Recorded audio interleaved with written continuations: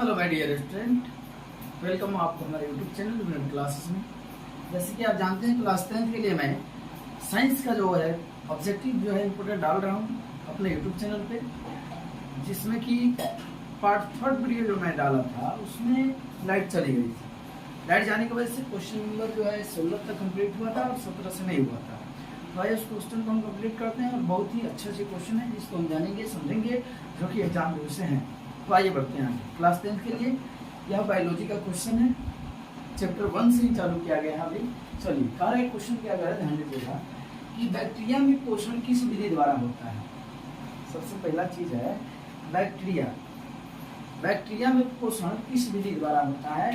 तो यह बैक्टीरिया में जो पोषण होता है मृतजीवी होता है, मृतजीवी पोषण। बैक्टीरिया में कौन सा पोषण पाया जाता है? मृतजीवी पोषण पाया जाता है, क्योंकि हम सड़े गले चीजों पर क्या करते हैं? निर्भर रहते हैं। यह जो है सड़े गले चीजों पर क्या करते हैं? निर्भर रहते हैं। और ऐसे जीव को बैक्टीरिया को हम मृतजीवी भी कहते हैं। ओके, परिजीवी अपना भोजन किस जीव से प्राप्त करते हैं? कह कि परिजीवी जो होते हैं, परिजीवी अपना भोजन जिस जीव से प्राप्त करते हैं, जिस जीव से प्राप्त करते हैं, परिजीवी अपना भोजन जिस जीव से प्राप्त करते हैं वह क्या कहलाते हैं? तो वह जो जीव जो जिससे वह भोजन ग्रहण करता है उस जीव को हम कहते हैं पोषी। क्या कहते हैं? बोलिए, पोषी कहते हैं। यानी हम उस जीव को कहते हैं पोषी। याद रखिएगा ध्यान से। परजीवी जो होते हैं ना, जिसमें परजीवी पोषण होता है वो परजीवी कहलाते हैं, जो अस्थायी या अस्थायी रूप से किसी दूसरे जीव के संपर्क में रहकर, है ना जी, अपना भोजन को ग्रहण करते हैं। तो वैसे जीव क्या कहलाते हैं? परजीवी कहलाते हैं। तो परजीवी जिस जीव के संपर्क में रहते हैं, जिस जीव के जीव संपर्क में रहते हैं उस जीव को हम क्या कहते हैं? पोषी कहते हैं। ओके, आइए देखा अमीबा में पोषण की कौन सी विधि पाई जाती है? ऐसे तो साधारण तौर से देखा जाए तो स्वपोषण और परपोषण में परपोषण विधि पाया जाएगा, लेकिन परपोषण की कौन सी विधि? तो पहले तो मैं लिख सकता हूँ परपोषण, लेकिन परपोषण में प्राणी संपोषण होता है। प्राणी संपोषण क्या था? बोलिए, प्राणी संपोषण। अमीबा में पोषण की कौन सी विधि होती है? तो अमीबा में पोषण की कौन सी विधि होती है? तो परपोषण होती है। ठीक है, परपोषण में कौन सी विधि? तो परपोषण जो होता है 3 प्रकार का होता है, मृतजीवी, परिजीवी और क्या? प्राणी संपोषी। यह जो होता है प्राणी संपोषी के रूप में हम वर्णन करते हैं। आइए, स्वपोषी पौधे अपना भोजन किस विधि द्वारा बनाते हैं? तो जिस विधि द्वारा पेड़ पौधे जो होते हैं अपना भोजन बनाते हैं उस विधि को हम कहते हैं प्रकाश संश्लेषण। प्रकाश संश्लेषण करते हैं। पर यानी पेड़ पौधे अपना जिस विधि से अपना भोजन ग्रहण करते हैं उस विधि को हम क्या कहते हैं? प्रकाश संश्लेषण करते हैं। अमरबेल कैसा जीव है? तो अमरबेल जो होता है ना मृतजीवी है, सॉरी जो परिजीवी है। अमरबेल क्या है? परिजीवी है। अमरबेल जो होता है ना किसी दूसरे पौधे के संपर्क में रहकर अपना भोजन को प्राप्त करता है, तो अमरबेल जो है परिजीवी है।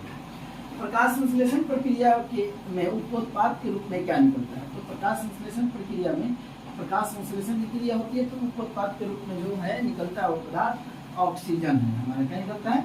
ऑक्सीजन। ये बहुत इंपॉर्टेंट क्वेश्चन है, ध्यान रखिएगा। आइए, प्रकाश संश्लेषी अंग किसे कहते हैं? यहाँ पे प्रकाश संश्लेषी अंग बोला है, तो प्रकाश संश्लेषी अंग हम पत्तियों को कहते हैं। किसको कहते हैं?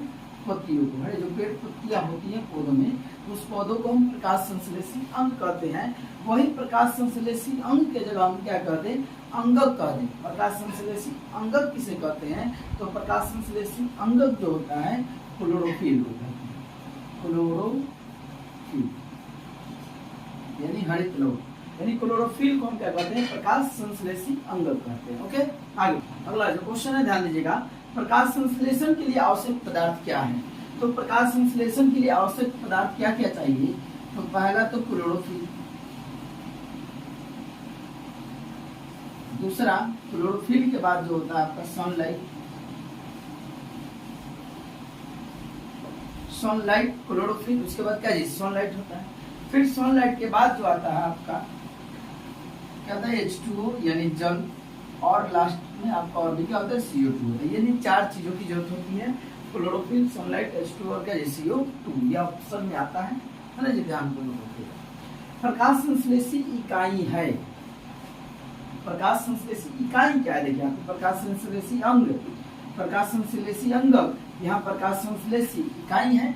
तो प्रकाश संश्लेषी इकाई जो होती है क्लोरोफिल अणु होती है। क्या होती है? क्लोरोफिल अणु को हम प्रकाश संश्लेषी अंगक यानी प्रकाश संश्लेषी इकाई कहते हैं। ओके, आगे देखिए प्रकाश संश्लेषण की क्रिया कहाँ पूरी होती है, यानी पौधों में प्रकाश संश्लेषण की प्रक्रिया कहाँ पूरी होती है?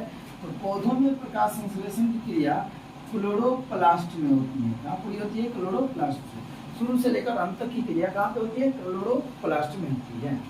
फिर कह रहा है अमीबा अपना भोजन किसकी सहायता से ग्रहण करता है? तो अमीबा के पास, अमीबा का जो बॉडी होता है अनियमित होता है, जिसमें ये जो छोटे छोटे अंकुर टाइप का निकले होते हैं, यह कहलाते हैं फुटपाथ। फुटपाथ। तो अमीबा जो अपना भोजन ग्रहण करते हैं किस विधि द्वारा? अमीबा जो है अपना भोजन किस विधि, किसकी सहायता से ग्रहण करते हैं? तो फुटपाथ की सहायता से ग्रहण करते हैं।